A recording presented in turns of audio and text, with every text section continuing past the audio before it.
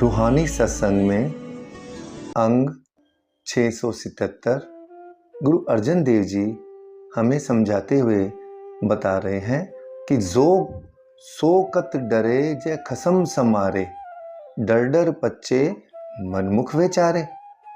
आप इन वचनों में फरमा रहे हैं कि वो मनुष्य जिसके हृदय के अंदर परमात्मा की अनुभूति है, उस रब उस ईश्वर को हमेशा अपने भीतर उसकी अनुभूति करता है, अर्थात हृदय के अंदर मौजूद समझता है, उसे डरने की आवश्यकता बिल्कुल भी नहीं है।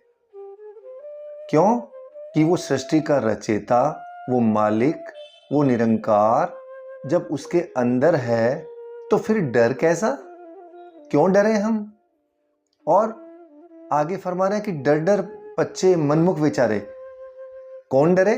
वो डरे जो ईश्वर को भूले बैठा हुआ है, जो समझता ही नहीं है कि उसके अंदर ये मनुष्य जामा कितनी मुश्किल से मिला है, और वो मनमुख है, मन के अनुसार चलता है और मन की गति को कोई भी नहीं रोक सकता। मन घोड़ों से तेज दौड़ता है, पल में कहाँ होता है, पल में देश विदेश न जाने कहाँ कहाँ घूमता रहता है, और मन हमें विकारों की ओर घेर कर ले जाता है। तो जब मन मनमुख के अनुसार मनुष्य चलने लगता है तो गुरु अर्जन देव जी कह रहे हैं कि डरना तो उसको चाहिए जो मनमुख के अनुसार चल रहा हो, जो मन के कहे अनुसार चल रहा हो। लेकिन जो गुरु के अनुसार गुरुमुख है, गुरु के दिखाए मार्ग पर चलता है, उसे कतई बिल्कुल भी नहीं डरना चाहिए। हमारा आधा जीवन तो मौत के भय से ही डर डर के निकल जाता है, न जाने कब आ जाए कब आ जाए। तो गुरु अर्जन देव जी कह रहे हैं कि तुझे डरने की जरूरत नहीं है, बस उस निरंकार को अपने भीतर उसकी अनुभूति कर, और फिर तुझे कोई भी तेरा कुछ नहीं बिगाड़ सकता। आगे फिर आप फरमा रहे हैं कि सिर ऊपर मात पिता गुरुदेव, सफल मूरत जाकी निर्मल सेव। कि जैसे अपने ऊपर माता पिता का, बच्चे के ऊपर माता पिता का साया होता है ना, तो बच्चा बेधड़क घूमता है, उसको पता है कि मुझे कोई नुकसान नहीं पहुंचा सकता।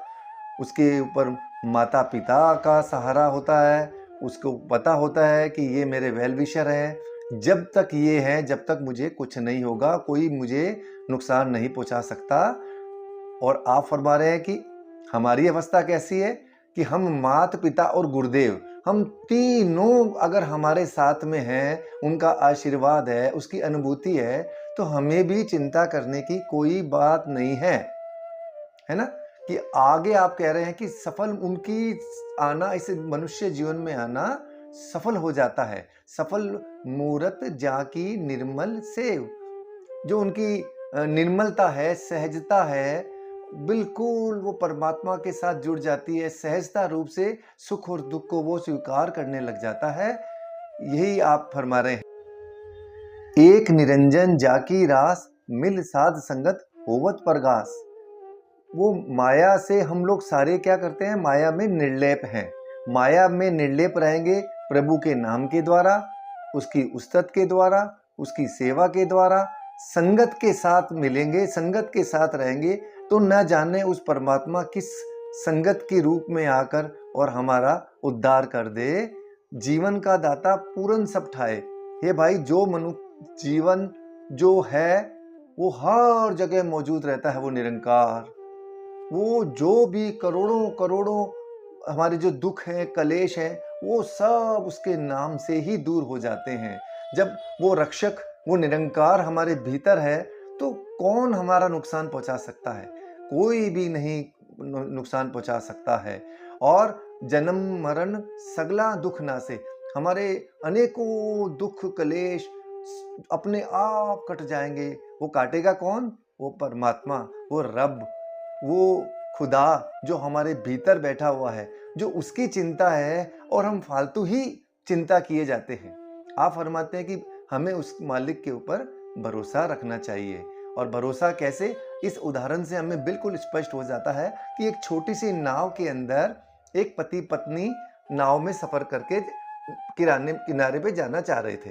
रास्ते के अंदर तूफान आया, पत्नी ने पति को बोला, इस तूफान में तो अपनी कश्ती डूब जाएगी, कुछ करिए ना। पति चुपचाप रहा। फिर उसने बोला, कुछ करिए ना पति देव, ऐसे तो अगर आप चुप रहेंगे तो हम तो डूब जाएंगे। तो आवेश में आकर पति ने अपने मयान में रखी तेज तलवार, जिसकी धार एकदम तेज थी, वो निकालकर और पत्नी की साइड घुमाने के लिए गर्दन की तरफ बढ़ा आगे और अचानक उसको रोक दिया। ये देखकर पत्नी जोरदार हंसने लगी। तो पति ने बोला, तू क्यों हंस रही है, तू क्यों हंस रही है? तो उसने कहा, मुझे पता है आपके हाथ में चमकदार एक तेज तलवार जरूर है, पर मुझे आप पर भरोसा है।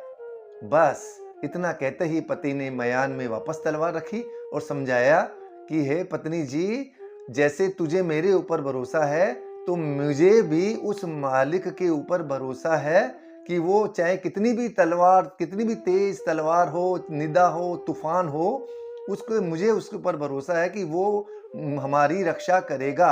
ये सुनते ही पत्नी ने कहा, बिल्कुल सही बात है कि परमात्मा के ऊपर अगर हम भरोसा रखेंगे, सुख दुख जो भी आएगा वो हर अवस्था के अंदर हमारा साथ देगा। बस हमें उस परमात्मा के ऊपर भरोसा रखना है। आप आगे फरमा रहे हैं कि गुरमुख जाके मन तन बासे, जिसनो आप लय लड़ लाए। गुर के रास्ते पर उस मनुष्य को चलना है, दिखाए मार्ग पर। गुरमुख जो गुरु के राह पर चलकर, और वो आप हाजिर नाजिर होकर मालिक हमारी जहां भी हमारे पास कष्ट आते हैं वो रक्षा करता है।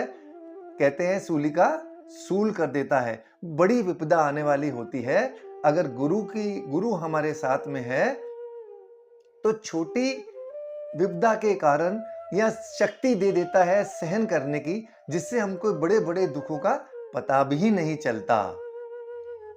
आगे गुरु अर्जन देव जी फरमा रहे हैं कि से ही भगत जय साचे बहाने, जम कालते भय निकाने।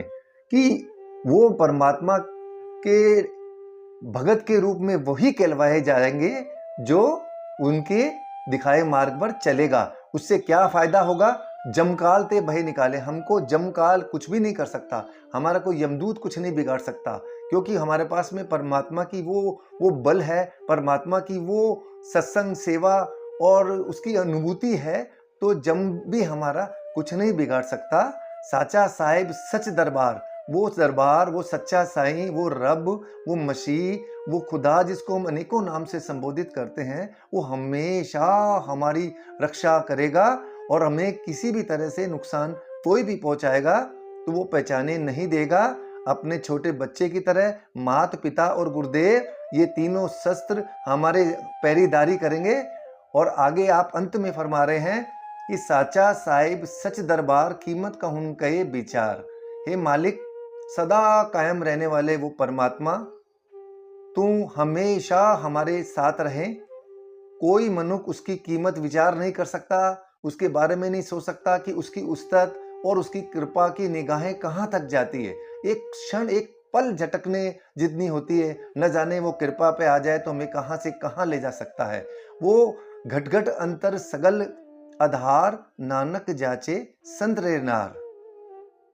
आखिर में आप फरमा रहे हैं कि वो घट घट के अंदर है, कण कण के अंदर उसका स्वरूप है। हमें बस उसकी अनुभूति करनी है और इसकी उपस्थिति को हमेशा हमारे हृदय के अंदर मौजूदगी समझना है।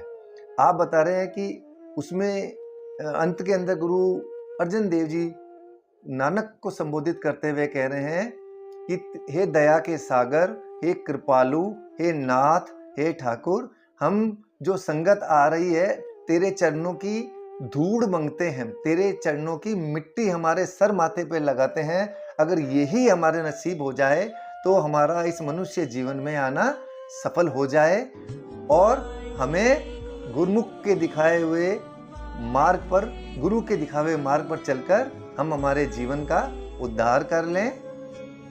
साथ संगत जी, ये थी रूहानी सत्संग की वीडियोस, ब्लॉग्स, और मैं अति शीघ्र बहुत सारी वीडियो आने वाली है। आप मेरी चैनल्स को लाइक, शेयर और आगे भेजें, ताकि जो और भी कई घर बैठे हुए, दूर दराज बैठे हुए लोग अगर सत्संग को सुनना चाहते हैं तो सुनकर वो भी अपने जीवन को सफल कर सकते हैं और धर्म लाभ उठा सकते हैं।